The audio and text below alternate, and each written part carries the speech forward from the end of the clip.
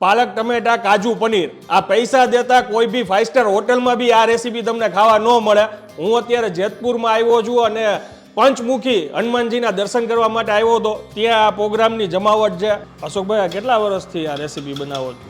આ રેસીપી 8 વર્ષ થઈ ગયા. 8 વર્ષ થયા. મને હમણાં ભાઈ વાત કરતા હતા કે પાલક આપણા શાકમાં નાખવાના જ, નગર પાલકનો સંભારો હોય અમે બનાવી, હે ને?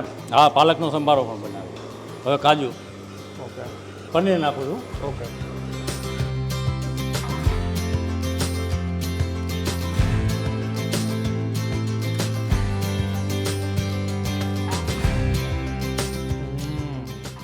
ટેસ્ટની વાત કરું ને તો પહેલાં મને અજીબ લાગતું હતું કે બાજરાના રોટલા સાથે આ રીતનું કાજુનું શાક કેવું લાગશે.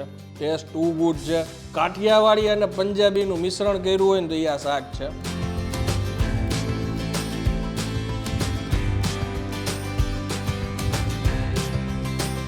પાલક ટમેટા કાજુ પનીર આ પૈસા દેતા કોઈ બી 5 સ્ટાર હોટલમાં બી આ રેસીપી તમને ખાવા ન મળે. હું અત્યારે જેતપુરમાં આવ્યો છું અને પંચમુખી હનુમાનજીના દર્શન કરવા માટે આવ્યો હતો. ત્યાં આ પ્રોગ્રામની જમાવટ છે. આપણી સાથે શેઠ બેઠા છે. સાહેબ, તમારું નામ જણાવી દો. મારું નામ અશોકભાઈ નંદાણીયા. અને બાય પ્રોફેશન ભાઈ સાડીનું એમનું કારખાનું છે અને આ બધી રેસીપી એ લોકો દિલથી ઘરે બનાવતા હોય છે. આ રેસીપી એમને ખુદ જ ડેવલપ કરેલી છે. આંગળા ચાટતા રહી જશો એ મારી ગેરંટી છે. ઇન્ગ્રીડિયન્ટ્સ આમાં શું શું જોશે એ આપણે ફટાફટ ડિટેલમાં જાણીએ. સાહેબ, કહેતા જાઓ. આ લસણ છે. આખું લસણ છે. આખું લસણ છે. 125 ગ્રામ છે. 125 ગ્રામ જેટલું. 80-90 ગ્રામ જેટલું અદરક છે. લાલ મરચી છે, એ 50 ગ્રામ છે. અને લીલી લાલ મરચી બે ભેરું છે છીણેલું, એ 100 ગ્રામ છે. અને આ પાલક છે, એ પાલક 6 પણી પાલક છે. 6 પણી. હા. અને આ 500 ગ્રામ કાજુ છે.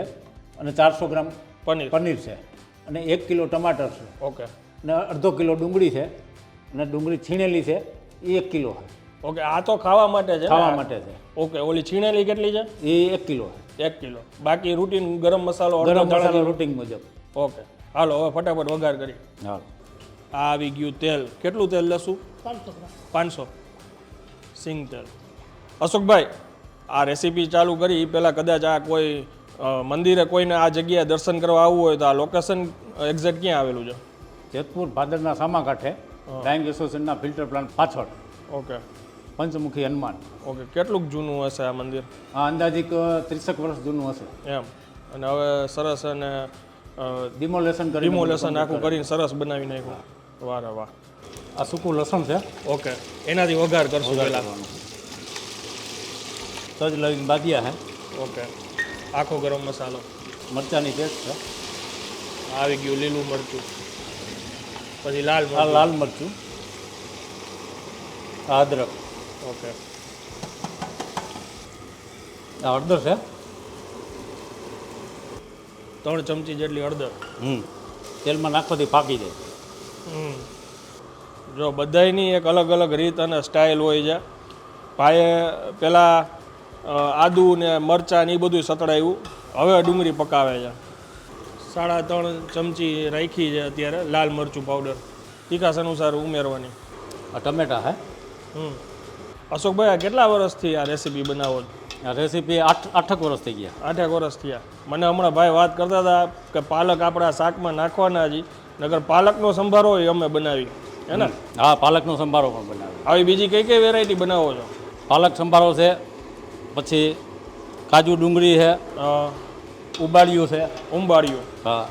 આ બધું શોખથી. શોખથી. વાડીએ આ રીતના ઘણીવાર આ લોકો ફ્રી થયા હોય તો શોખથી આ પ્રોગ્રામ કરતા હોય. સ્વાદ અનુસાર મીઠું. આમાં પાણી કાંઈ આવશે જરાય? બિલકુલ નહીં. બિલકુલ નહીં. ખાંડ. 3 ચમચી ખાંડ. હવે પાલક ઉમેરવાની. ભાઈ, અત્યાર સુધીમાં પાલક પનીર તો કેટલાય લોકોએ ખાધું હોય છે, પણ આ અશોકભાઈની રેસીપી કોઈ ટ્રાય કરે તો ભાઈ આંગળા ચાટતા રહી જાય. પાકું ને? પાકું. જો ધીરે ધીરે બધું ચડી ગયું છે. હવે કાજુ. ઓકે, આવી ગયા કાજુ. હવે આ જીરું છે, ધાણા જીરું. અંદાજે 4-4.5 ચમચ જેટલું નાખ્યું છે. એ સબ્જી બનવા આવે ટૂંકમાં શાક બનવા આવે પછી એડ કરીએ બરાબર ને પનીર નાખું છું. ઓકે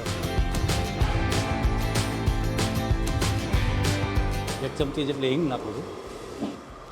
જો આ બધાયની એક અલગ અલગ ટ્રીક હોય મેં કીધું હતું ને હિંગ ઘણા લોકો વઘારમાં નાખે ભાઈએ સૌથી છેલ્લે રાખી ગરમ મસાલો નાખું. કદાચ કોઈ ગરમ મસાલો ન ખાતા હોય તો સ્કીપ કરી શકે ને હા કરી. હવે આપણી રેસીપી તૈયાર થવાનું.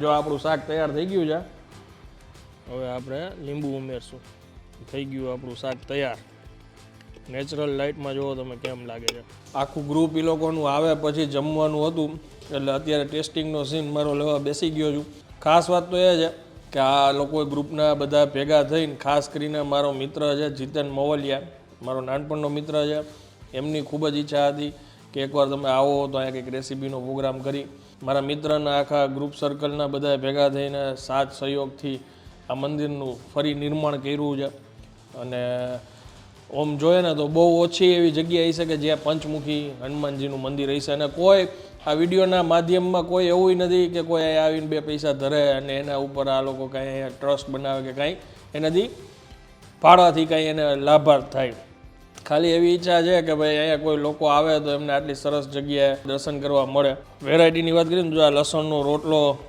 લઈ આવ્યા છે મેં એક બાઈટે લઈ લીધું ભૂખ લઈ ગઈ સબ્જી તો તમે જોઈ શાક કેવી રીતે બનાવ્યું છે સાથે મરચાં છે લીલી ડુંગળી છે અને છાશ છે હવે કરીએ હરિયર